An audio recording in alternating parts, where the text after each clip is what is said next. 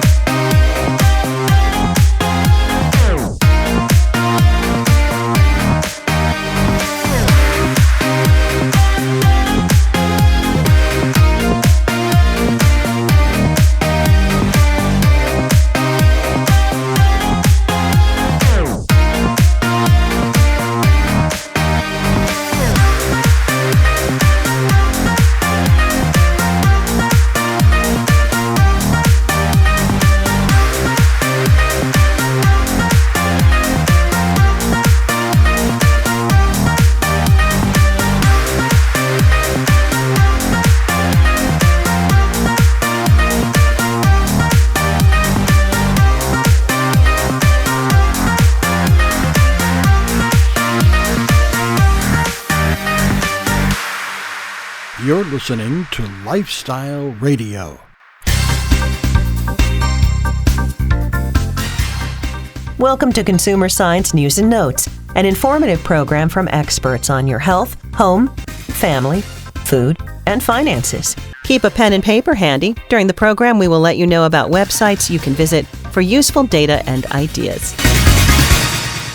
Many are surprised to learn they don't know as much about the Selective Service and the law as they thought they did. For example, many don't realize that virtually all young men must register when they turn 18, including immigrants living in the U.S. regardless of their immigration status. Others are shocked to find that those men who want to become a citizen will have to show proof of registration and that some states require it for a driver's license. To learn more, visit www.sss.gov. Sudden infant death syndrome, or SIDS, is the leading cause of death among infants. There are ways to help reduce the risk of SIDS and other sleep-related causes of infant death. Always put babies to sleep on their backs during every sleep time.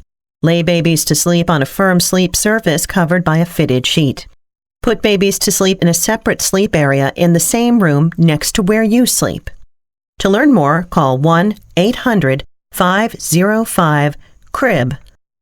If you'd like to help serve justice, a new educational opportunity may be for you. The Clinical Forensic Evaluation of Gunshot Wounds course, developed by renowned expert Dr. Bill Smock, can help law enforcement, nurses, and other justice and medical personnel recognize and preserve evidence on gunshot victims.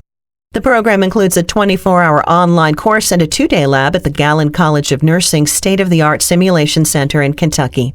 Learn more at gallencenterpd.com/forensic course. Mom and I have had many happy times together in this kitchen. Cooking is something she's always taken pleasure in, and I want her to be able to continue to enjoy preparing her own meals. However, older adults like Mom are at a high risk for cooking fire-related injuries and deaths. Unattended cooking is the leading cause of kitchen fires. If you have to leave even for a short period of time, turn off the stove. Wear short, close-fitting, or tightly rolled sleeves when cooking. Loose clothing can catch fire on gas or electric stove elements. Keep the stovetop and oven clean and free of grease and oil. Keep all flammable material away from heating elements. Never use the stove or oven for heating a room. And don't forget smoke alarms. Their early warning gives you the opportunity to make a safe escape. Place alarms inside each bedroom, outside each sleeping area, and on every level of your home. Test once a month. Change the batteries at least once a year and replace the unit every 10 years. Remember, smoke alarms save lives. These safety tips have been brought to you by ESFI. While a traumatic brain injury is serious, knowing a few facts can help you protect yourself. It's caused by a head injury that disrupts normal brain function. Falls are the leading cause. Others include car accidents and sports injuries, particularly bicycling. The injury is seen most often in men, the very young, and the very old. Also, the death rate from brain injury for African Americans is 25% higher than for the overall population. One of the most serious problems with a head injury is what's known as talk and die syndrome. The head injury sufferer is able to walk, talk, and behave normally immediately after, and everyone thinks he or she is just fine. Later, the victim succumbs to the injury. All head injuries should be seen by a doctor immediately, and again if headaches, dizziness, sleep problems, or irritability develops. In addition, all concussion victims should take a complete break from mental as well as physical activity for a few days. You can learn more, including whether you might need a lawyer, from a free guide at accidentattorneys.org. Investors who take the time to check the credentials of a financial professional can greatly reduce the chance of falling victim to a fraudulent scheme. That's the word from the U.S. Commodity Futures Trading Commission. To help, the CFTC launched a new effort to protect consumers from financial fraud. Called CFTC Smart Check, the campaign includes a new website that offers investors access to quick, effective tools to help them check the background of financial professionals. To learn more, visit smartcheck.cftc.gov, prepared by the CFTC. If you're ever involved in an accident on the highway, try to avoid a particular hazard. In many cases, people are hurt or even killed after surviving the initial crash largely unscathed. There are 3 things you should remember, so you're not one of them. First, stay in your car. According to the National Highway Traffic Safety Administration, about 16% of pedestrian traffic deaths occur on freeways. People who get out of their cars are killed and injured far more often than those who stay inside. Next, stay belted.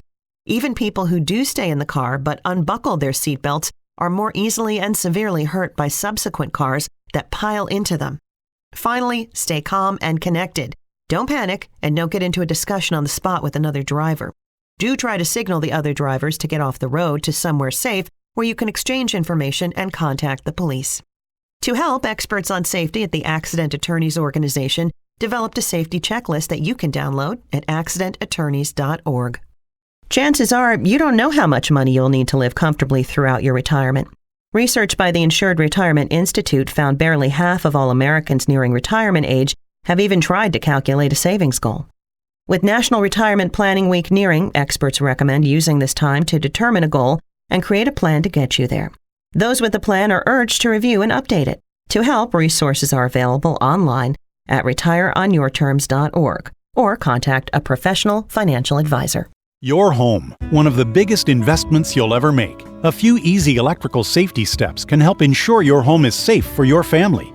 Keep the electrical panel accessible so you can quickly shut off power in an emergency. Always replace fuses or circuit breakers with the correct size and amperage, and label all circuits. Consider upgrading your breakers to state-of-the-art AFCIs. Look and listen for warning signs like outlets and switches that are warm or make crackling or buzzing sounds. Overloaded outlets can overheat and start a fire. Regularly check all cords, outlets, switches, and appliances for damage or wear. Use extension cords only temporarily. They're not intended to provide a permanent solution. Test ground fault circuit interrupters every month. And don't forget smoke alarms. Place them inside each bedroom, outside each sleeping area, and on every level. Test them monthly. Change batteries yearly and replace them every 10 years. Remember, smoke alarms save lives. These safety tips have been brought to you by ESFI. Until the next time, we hope these ideas for your health, your safety, and your finances make your day a little better and a lot more fun. You're listening to Lifestyle Radio, a service of the American Lifestyle Network.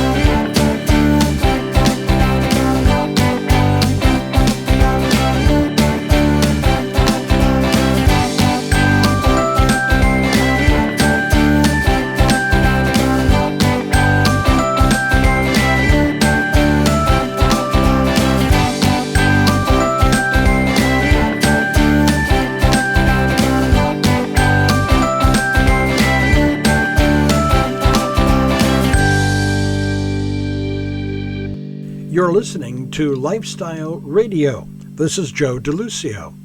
And of course, I'd like to welcome you to our program today. And of course, as you know, or maybe you don't, that Lifestyle Radio is a kind of an arm of the American Lifestyle Network. It's the kind of the audio portion of the video, if you will. A lot of people have asked for us to do an audio program so that they can just leave it on as if it was a radio station, either where they're working, on their computer, on their DVD or CD player, and enjoy what we talk about, the various programs that we have on Lifestyle Radio. Of course, we have news, we have information, we have entertainment in the form of some very good music, and so we hope you enjoy that as well. But right now, let's get to the travel portion, because we do a lot of traveling, and we like to tell you about the places that we go. One place in particular, if I may take you there, to Bay St. Louis, Mississippi, to a place where you can have the greatest food you've ever had. Now, that may be an understatement. You say, oh, you say that because you ate there. But it's true. It is fresh food. It is good food. It is 200 North Beach Restaurant and Bar, and it is just an outstanding location. If you happen to be traveling in South Mississippi and you're in the Bay St. Louis area, which is, of course, just over from Slidell, Louisiana, I want to introduce you to the owner and the operator of 200 North Beach Restaurant and Bar. Her name is Ann Tidwell. In 1997, I had the bed and breakfast next door, the old house that was there, and this building became available, and it had been a little bit neglected, and it was very close to the bed and breakfast, and sometimes there was a lot of noise over here. So I inquired, and I bought it in 97, and at that time there was a restaurant and a coffee shop here, and so I just left it that way and collected the check for that, which was a lot easier than running a restaurant. But then the storm came in 2005, and it completely blew out the back wall, and so we had no tenants then, of course, and so the building sat empty until early 2010 because we had to get our houses and the streets, everything back in order. So in 2010, we started cleaning everything out. And when I say we, my son-in-law was my contractor here. So he and my daughter and just a few people that we hired to help us get all the debris out and everything. And we worked on it, and in September the 28th of 2011, we opened the 200 North Beach Restaurant and Bar. Mm-hmm. Very good. Now, have you been in the restaurant business before or not? The only experience I had was the from 95 to 2005, no, until 2003, I had the bed and breakfast, and I did cook a full breakfast every morning, and most of the people that were visiting there were people from Stennis working out there, and they loved to have their breakfast at 6:30, and that worked out absolutely great because I had 8 rooms, and so they were there, and I could feed them, and they'd be gone to work at 7:30 or 8, and then my other people that were just in town on vacation, they would be getting up, and I'd cook their breakfast. And that's the only cooking experience, except I've always loved to cook. When I lived in Tennessee and my husband was living back then, well, we did cook a lot and had a garden and all that. So I've cooked all my life, but not for a restaurant. Uh-huh. Now, your B&B, is that right next to us, what is now the Baytown? The Baytown Inn was the name of the old De Montlezon home, and I sold it to Miss Nikki Moon, who has it now, and she bought that in 2003.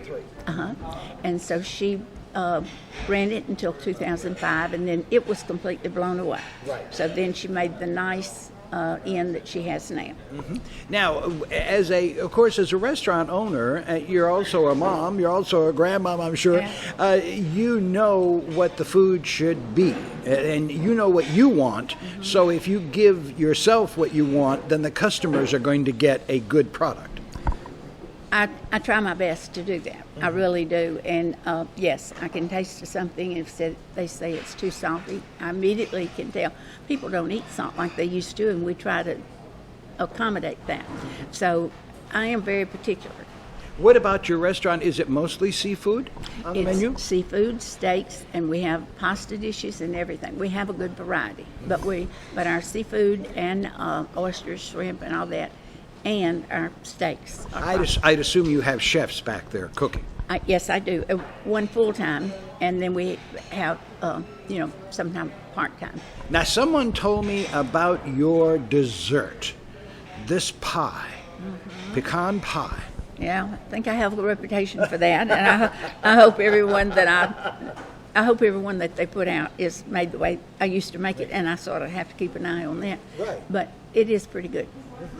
Okay, now, when someone comes into your restaurant, what type of experience do you want to portray to them when they leave here and they say, boy, this was great?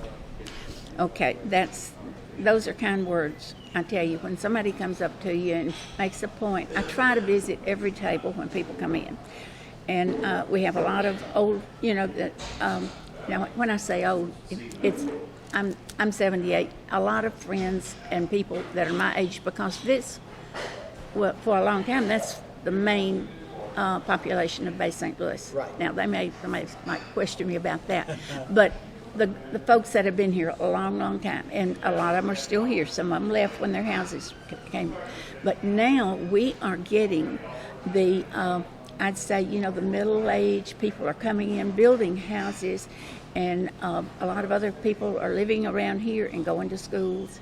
So we have to sort of please the younger folks and have the old favorites. Right. And I do try to go around to the tables and speak to everybody. I'm known for talking. and I try to remember a name, and I do have a little cheat sheet to keep down a few of the names, like the man that was here last night. He's the man that called me about 2 or 3 months ago that had my little dog down the street.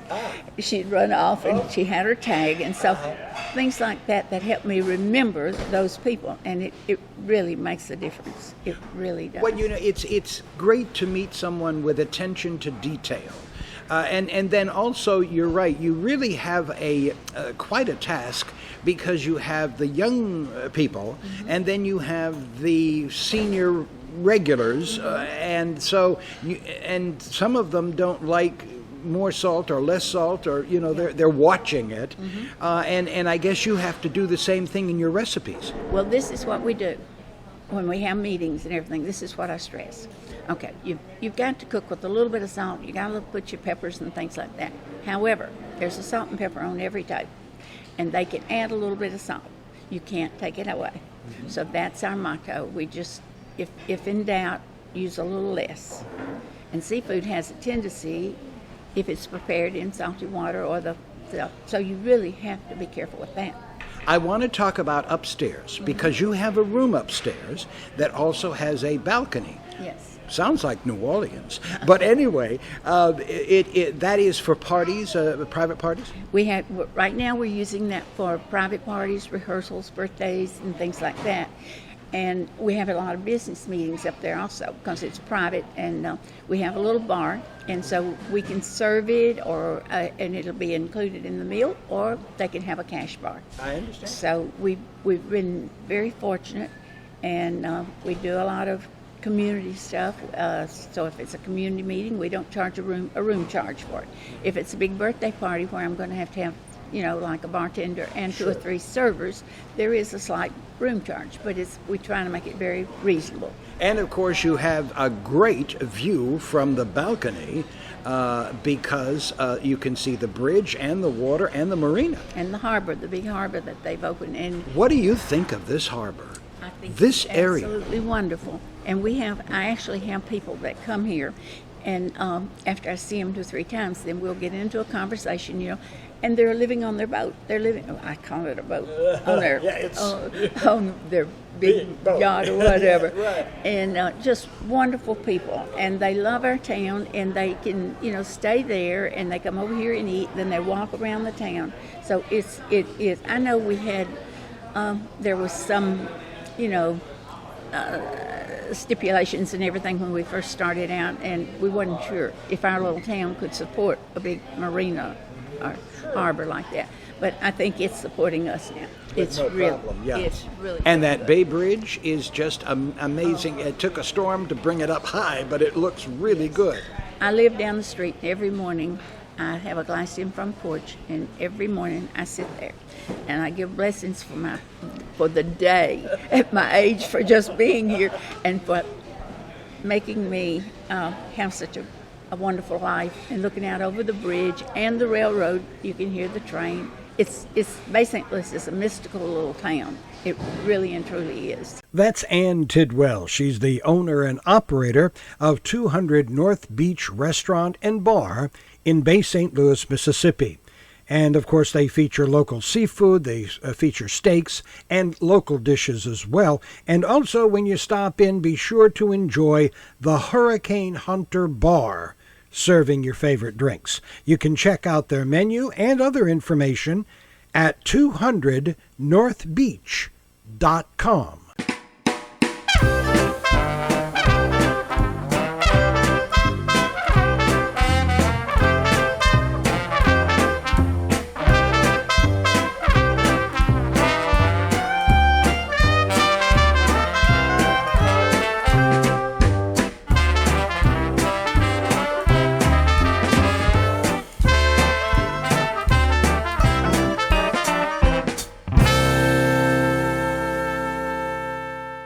Adopt US Kids presents Multiple Choice Parenting. Your daughter just had her first breakup. Do you A, put yourself in her shoes? How could he do this to you?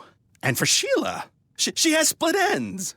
B, console her? Oh, sweetie, this is going to happen a lot. 4, maybe 5 more times before you get married. C, take charge? Got to get this all straightened out. Give a little talking to, man to man, mano a mano.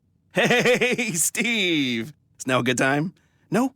Okay, no problem. Bye. Or D, help her find a new boyfriend? I know a great place to meet boys. The internet. Nice, single boys. Never mind. How about some ice cream? As a parent, there are no perfect answers. But you don't have to be perfect to be a perfect parent. Thousands of teens in foster care will love you just the same. For more information on how you can adopt, visit adoptuskids.org. A public service announcement from the U.S. Department of Health and Human Services, Adopt U.S. Kids, and the Ad Council. Great party, huh, guys? Yeah, this is so great. Much fun. I do say so myself. Hey, did you know that birthday parties actually help build confidence in kids? Yeah, I did know that. Did you know that giving kids less sugar before bedtime helps them sleep better? Right, of course. Yeah, I knew that. Did you know that strollers have the right of way on sidewalks? Oh yeah, I knew that. Yeah, that's true. Did you know that friendly kids statistically have more friends? Everyone knows that. Oh yeah? It's pretty obvious. Yeah, so yeah. obvious. Hey, guys, did you know that most people think they're using the right car seat for their kid, but they're not? I didn't know that. Think I knew that. No, you didn't. Parents who really know it all know for sure that their child is in the right car seat at the right age and size. Visit safercar.gov/the right seat to make sure your child is protected. Brought to you by the National Highway Traffic Safety Administration and the Ad Council. Social Security provides important financial assistance to women in times of need, including a sudden illness or an injury leading to disability. While many illnesses and injuries are difficult or impossible to prevent, there are steps that women can take to help prevent some health issues so that they can live longer and healthier lives.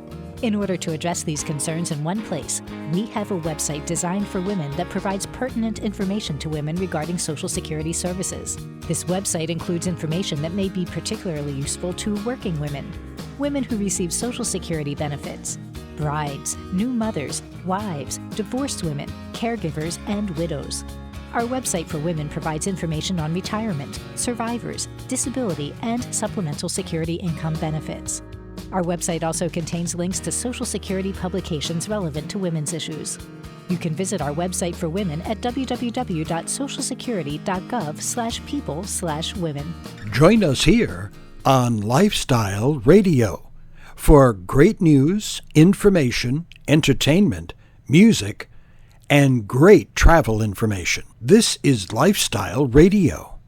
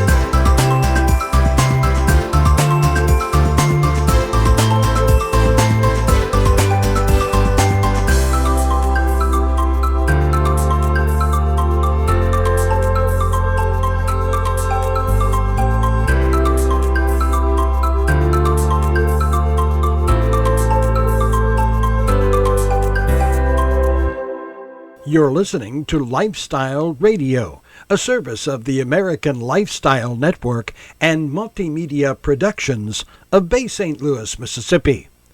Do you know that there are angels in the trees in Bay St. Louis? We'll tell you more after these messages. When I was little, I didn't talk for a long time. I liked things to always be the same. Anything new or different would scare and upset me. I was very sensitive to lights and sounds. It was almost like I had bigger eyes and ears than everyone else. So I built secret hiding places where nothing could get in. I didn't like looking people in the eye. It made me feel uncomfortable. I'd throw big tantrums over little things like when my socks didn't match. Sometimes I'd do the same things over and over. Until one day, I found out I had autism. My family got me help. Slowly, I learned how to live with it better. You can see signs of autism in children as young as 18 months.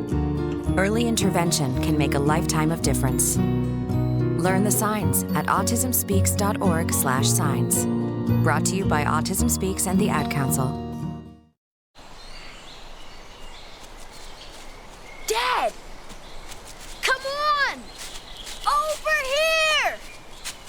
Look at this, Dad! Over! Whoa. The moment my son saw a redwood tree It's huge! is the moment I knew that for him, You can't even see the top of that thing! even the sky has no limit. There are some moments only the forest can inspire. Find yours at discovertheforest.org. Learn about forests near you and discover cool things to do when you go, like hiking, biking, fishing, or camping. Or do your own thing when you get there with family and friends. Your moment is out there. Find it at discovertheforest.org. That's discovertheforest.org. Brought to you by the U.S. Forest Service and the Ad Council. Attention men under the age of 35. You know what really impresses the ladies? When a guy has a few drinks and later gets pulled over for buzzed driving. That could cost you around $10,000 in fines, legal fees, and increased insurance rates. There goes let's grab dinner and a movie. Oh, I know. You drive more carefully when you're buzzed. You've proven that hundreds of times. A woman admires that kind of confidence. And you've practiced how to speak if a cop does pull you over. Slowly, clearly, and politely like, "Good evening, officer." A woman admires that kind of foresight. And what woman doesn't find it adorable that you call it buzzed even though the law calls it drunk? You could kiss $10,000 goodbye, along with any chance of having a girlfriend. Because nothing says, "I'm a catch," more than a guy who lives in his parents' basement and calls it my place. Buzzed, busted, and broke. Because buzz driving is drunk driving. A message from the National Highway Traffic Safety Administration and the Ad Council. Hey, this is Reba McEntire, and I wanted to take a moment to talk to you about a serious problem right here in our own backyard.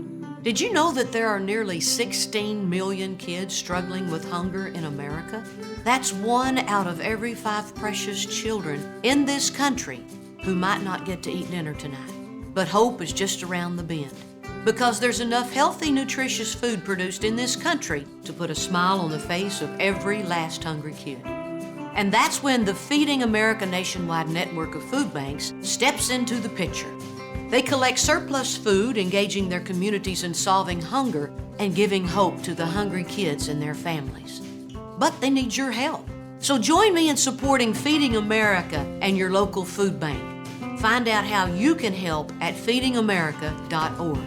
Together, we can solve hunger. Together, we're Feeding America. A message from Feeding America and the Ad Council. You're listening to Lifestyle Radio. One of the worst hurricanes to hit the Mississippi Gulf Coast was named Katrina. She caused massive devastation. Thousands of oak trees, in particular, suffered extensive damage from that storm. Many trees died and were swept out to sea, but some trees remained. Some of these trees began to grow back, but others died. Hardest hit along the Mississippi Gulf Coast were the cities of Waveland and Bay St. Louis. Under most circumstances, dead trees are hauled away and they're disposed of. But in Bay St. Louis, in the Bay St. Louis area, some of the dead trees were turned into monuments to remind everyone of the devastation of Katrina. An artist in wood carving was commissioned to carve sculptures into the trees. One such tree has a very unique story. Jane Bryan of the Hancock County Tourist Bureau tells us more about the story of the angel trees. Jane, we're here in Bay St. Louis and we're standing by a very unique tree, if I could call it that, but a very inspirational tree, one that you could talk to us about. Bay St. Louis has angels watching over us. In fact, this was actually a tree that's about 135 years old, and during Katrina itself, 3 adults and a dog spent at least 4 hours clinging to this tree right smack in the middle of the hurricane. And after everything was all said and done, they decided they had to be angels watching over them. Dale, D-A-Y-L-E, Lewis from Indiana is a chainsaw artist. He came to Bay St. Louis, and this was the first of 4 different angel trees that he's carved for the city. And this one was unique that it was across the street. And when he first did the carving, Nikki Moon, that has Baytown Inn, she rebuilt her bed and breakfast, but in the course of doing that, the angel tree was going to have to be moved or destroyed. It had become the symbol of hope for the whole community, and the community did not want to do without it. Nikki and her husband and the 2 men that helped spend the night in the tree all were instrumental in getting this angel tree moved about 200 feet to the water side of Beach Boulevard in downtown Bay St. Louis. And of course, these angel trees are in certain sections of just Bay St. Louis? Yes, sir, they are. Throughout Harrison County, a different chainsaw artist, Mr. Miller, he did exquisite dolphins, eagles, porpoises. But in Bay St. Louis, we have 4 angel trees with angels watching over us to protect us. And you know, you mentioned Nikki and her B&B, her inn, which is directly across the street from this particular angel Correct. tree. And right now what I'd like to do is have our viewers hear from her, because she was in the tree. With her dog. With her dog, and an experience she will never forget. Correct. August 29th of 2005. At that time, the Baytown Inn was an 8-bedroom, 8-bath, beautiful mansion built in the 1890s.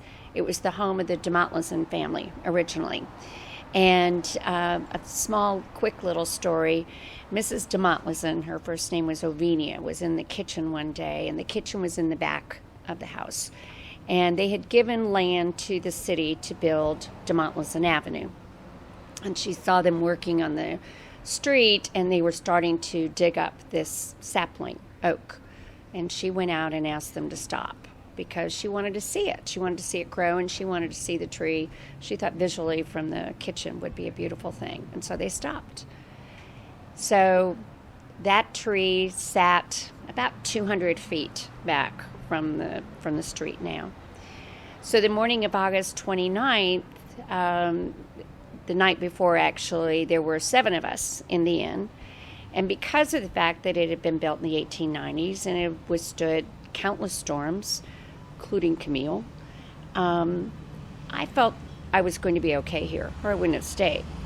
I also felt from the news reports that the storm was going to be a little bit farther west, and it was going to hit New Orleans more strongly than it was going to hit the Bay, which worried me a great deal because I have many friends there. So 2 friends of mine came and stayed. A gentleman whose mother-in-law I had purchased the inn from, and then another gentleman who did a lot of work for me and for her. So Kevin and Doug, they stayed. And then a couple, was an artist, lived down toward the yacht club, and they felt safer here than there, so they came and stayed. They were both in their early 80s. And then another couple, she worked with me, and she and her husband stayed. So there were 7 of us total. So we were in the kitchen the morning of the storm, and saw that the water was starting to come up. And when my Jeep started to float, I knew it was not good. We had the front of the house was all boarded, so you couldn't see anything. But Kevin kept coming, and he would find a little spot in the boards where he could see what was happening. And he could see that the front of the house was getting hit pretty hard. So water then started to seep in on the first floor. Now, this property, the land is about 24 feet above sea level. We're one of the highest bluffs in the area. And then the house was raised another 5 or so feet. And then the ceilings were 12 feet. So we went from the first floor to the second. And the stairway the house sat back about 10 feet behind where this current one currently is. So, and the stairway went up the front of the first floor. So we all went upstairs into room number 5, which was again at the back of the house, as far away as we could from the water. And somewhere around 9 or 9:30, tidal surge came in. Kevin had gone over to the room to the side to see if he could see anything. I heard the front door go when the water came in, and it came all the way up the stairs. I screamed. Kevin jumped back across the landing, and we all were in room number 5. I figured that storm surge was probably 35 to 40 feet, just based on how high the house was. So Kevin first helped the older couple. She couldn't swim, so he helped the 2 of them go lay spooning really side by side on a piece of roof, and with her little black plastic bag of medicine and probably a little bit of money. And they went off in the water. The water pushed them back, and they were able to get into a house, 2 houses down, I think. And they were rescued that afternoon by the sheriff's department. The lady that worked with me and her husband, he somehow managed to get in the water to a tree back to the left, but she couldn't get to him. So Doug was the first one who saw that old sapling oak that had now become a very large oak, and felt like we could get to it. The water had pushed our room.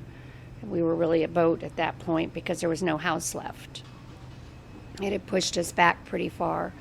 And so Doug got onto the tree first with his back to the trunk, and then he pulled me up, and then Kevin got up. I also had my little Scottish Terrier and pulled her up under my stomach. And then we tried to get the lady that worked with me, and she's a tall girl, and we just couldn't get her up, and the debris was pushing at her pretty hard. And she finally said, "Just let me go." And she got hit by the water pretty well and by all the debris. She did manage to get across. The water pushed her over across the street to Emily DeMontlison's home. And the sheriff's department got her that afternoon as well, but they had to take her to Jackson because she was really in bad shape. She survived. She and her husband had moved away. But we think we were up there in that tree 3 to 4 hours. The waves went over us. Kevin would see him coming, and he'd yell, "Duck." And then, surprisingly, my little dog, I don't know how they know, but she knew not to move, thank God, because if I'd lost her, I would not have forgiven myself. But she knew to just stay and not squirm.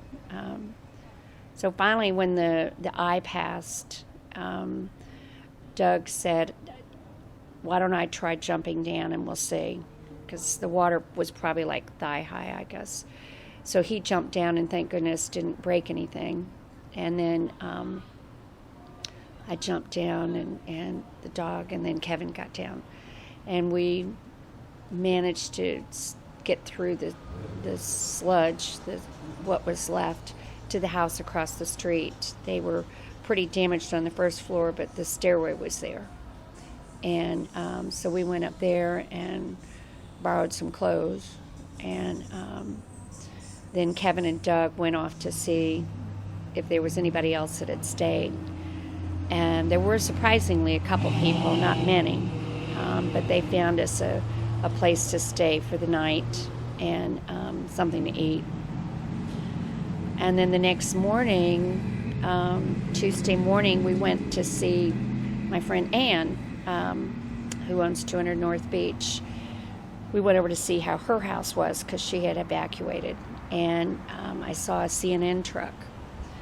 And my dad was 80 at the time and living in St. Louis, and I thought, my sweet father has no idea if I'm dead or alive. And I begged him to interview me. And when they heard I had a Scotty and what had happened with us, they said, we'll interview you, which was the way I was able to let my dad know. And also, Kevin has an elderly mother living in Lafayette, and he was able to let her know. And this tree was still there. The tree was, again, about 200 feet down DeMontlaison Avenue. Unfortunately, because of the debris and it smothered the roots really, and it died. And no one's fault. It just did. My husband found a gentleman to help us move the tree so we could construct the new inn. So they cut it as far down as they could, and then brought it across the street. They had to dig the holes, pour the concrete in, put the rebar in around, and then rebar up the two trunks of the tree, and then make sure it was situated so that the angels are looking the right way, because it had been carved before we moved it. And then had two cranes holding it in place to make sure it would be solid. Why angels? Well, I mean, there had to be angels watching us, right? That day, there had to be. I mean, I figure my mother in heaven was watching me. Doug and Kevin and I all agreed on the angels. We were being watched over that day. And those angels had already been carved on the tree by a carver from... yes, Indiana, I believe. And you wanted to make sure that you needed it out of the way for the B&B. For the new inn to be constructed, yes. So the best place to put it is across the street where everyone... Absolutely. It had become such an icon, I think, of the storm. And on DeMontlaison, it made total sense, but being on the beach, on North Beach Boulevard, was even better. So here we are in Bay St. Louis once again, and we're talking to Jane with the Tourism Bureau. Jane, if someone wants more information on the angel trees and other things in Hancock County, where can they go? www.mswest, W-E-S-T, coast, C-O-A-S-T, all one word, .org, O-R-G, www.mswestcoast.org.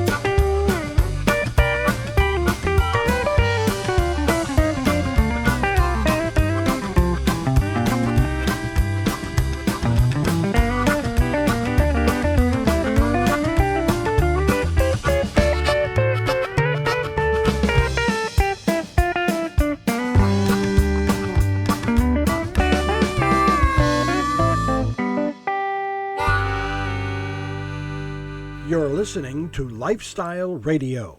Let us know what you think of our audio service. Send your comments and suggestions to Lifestyle Radio Network, Post Office Box 3991, Bay St. Louis, Mississippi 39521. Lifestyle Radio is a service of the American Lifestyle Network, Bay St. Louis, Mississippi.